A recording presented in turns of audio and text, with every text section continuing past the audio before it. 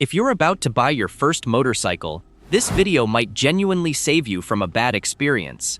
Because here's the truth nobody wants to tell you. Most of the bikes marketed as beginner-friendly are not. They're labeled that way, recommended that way, sold that way. But when you look at real-world data, thousands of owner reports, MSF instructor feedback, Reddit rider threads, insurance patterns, and dealership service records, the picture becomes very different. So we did something simple.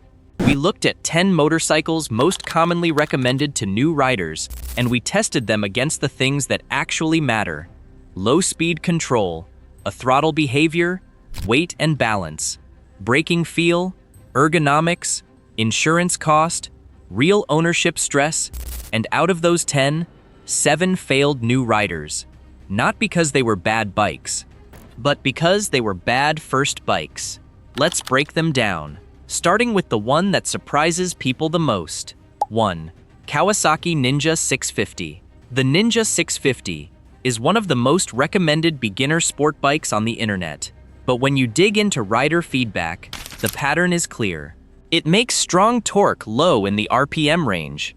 That's dangerous for beginners, because new riders don't have refined throttle control yet. Small wrist movements equals big changes in speed.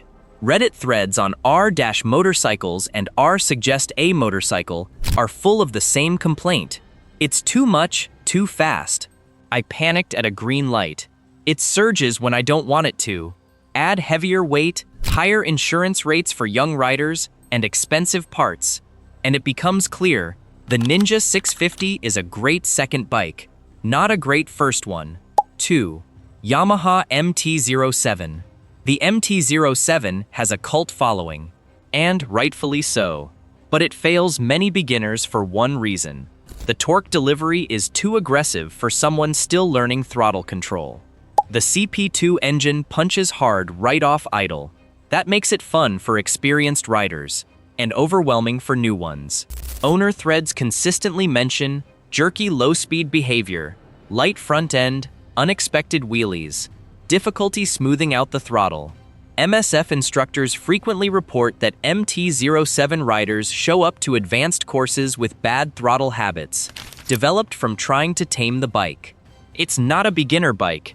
It's a bike that punishes beginners into becoming intermediate riders through fear.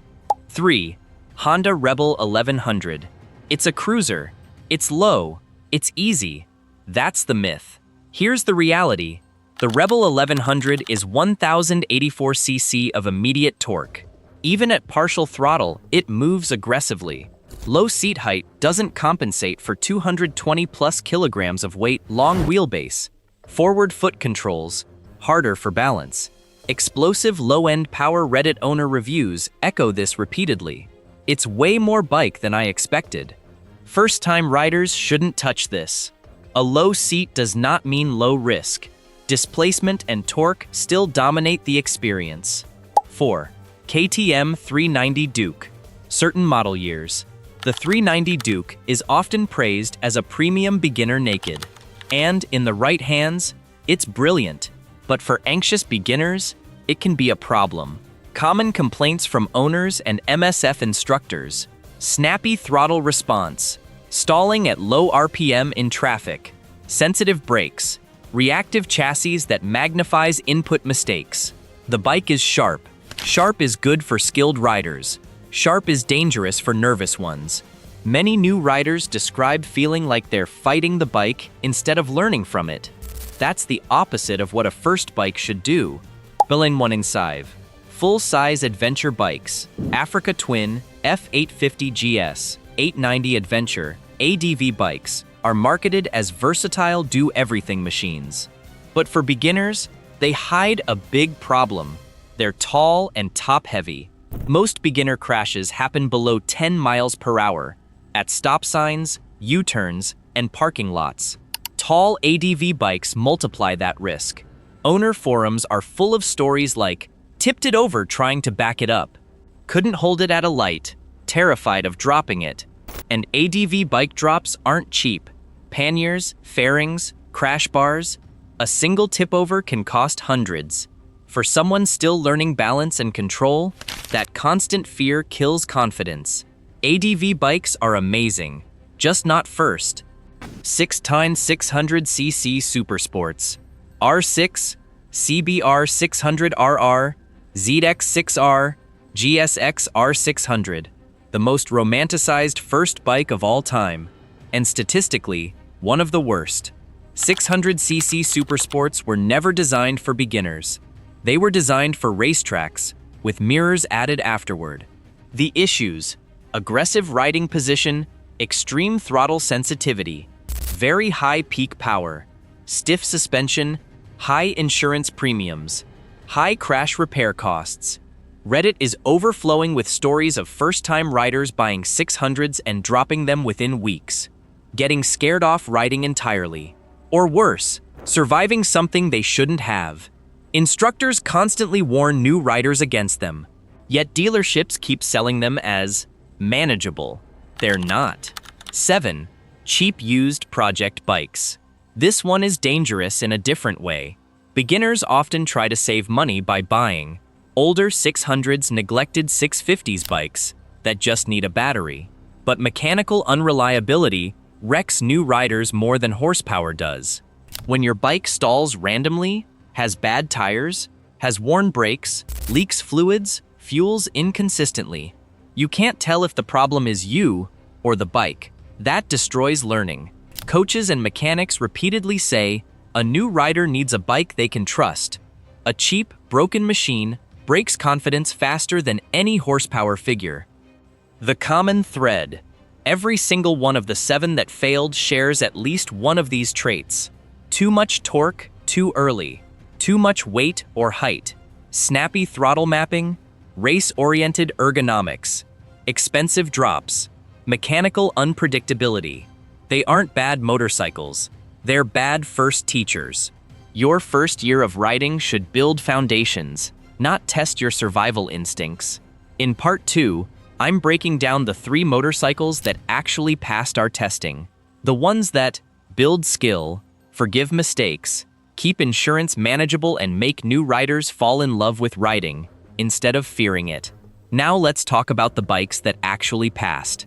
Because after looking at real beginner feedback, instructor input, insurance trends, and ownership data, 3 motorcycles consistently did something the others didn't. They built confidence instead of stress. And confidence is everything in your first year. When you're calm, you ride smoother. When you're smooth, you make fewer mistakes. When you make fewer mistakes, you stay upright. These are the bikes that help that process happen. Stiff. 1. Kawasaki Ninja 400/Z400. If there's a modern gold standard beginner sport platform, this is it. The Ninja 400 doesn't feel intimidating, and that's exactly why it works. Around 45 horsepower, lightweight chassis, predictable torque curve, neutral steering geometry. But here's what actually matters. The throttle builds progressively. It doesn't jump. It doesn't surge. It doesn't punish nervous input. Reddit threads are full of posts like, first bike, 0 regrets. Dropped it once, learned from it. Perfect balance of fun and safe. MSF instructors repeatedly note that Ninja 400 riders tend to show better throttle discipline and corner confidence compared to riders who start on 650s. Why? Because the bike encourages momentum riding. You learn proper corner entry speed, smooth roll-on, clean downshifts, line selection. Instead of relying on torque to fix mistakes, it's also light enough that low-speed practice isn't terrifying. Parking lot drills? Manageable. U-turns? Doable. Stoplight balance? Comfortable. Insurance costs also tend to be significantly lower than 650 class bikes for younger riders. And when, not if, you tip it over in a parking lot, repairs aren't catastrophic. That matters more than beginners realize. 2. Honda CB500F/CBR 500R. This platform is the quiet overachiever. It doesn't scream race bike. It doesn't promise wheelies. It doesn't try to impress. It just works. 471cc parallel twin. Around 47 horsepower, linear, predictable torque, stable chassis. Owners consistently describe it as smooth, calm, easy to live with. And calm is underrated because panic causes mistakes. The CB500 platform reduces panic. The throttle isn't abrupt. The clutch engagement is forgiving. The brakes are progressive, not grabby. The suspension doesn't react violently to imperfect inputs. And unlike smaller 250 to 300cc bikes, the 500 doesn't feel strained at highway speeds. That's important. A beginner shouldn't feel like they're wringing the bike's neck just to keep up with traffic. Insurance quotes also tend to stay reasonable compared to 650-900cc classes. Maintenance, Honda reliability reputation is strong, and parts availability is excellent. This is a bike that teaches smoothness, and smoothness keeps you upright. R3, Yamaha R3/MT-03.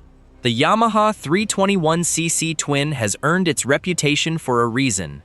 It's one of the most forgiving sport-oriented beginner engines available. Around 40 horsepower, lightweight, rev-happy but controlled, neutral chassis feel. You can use most of its power safely. That builds skill faster than underpowered bikes that struggle on highways, and faster than overpowered bikes that scare you. R3 owners frequently say, "It helped me build real confidence.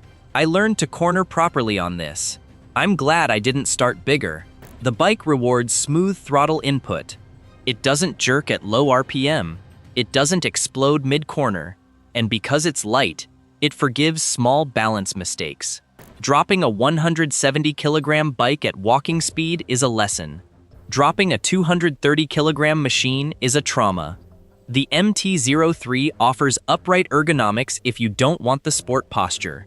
Both are exceptional foundational tools.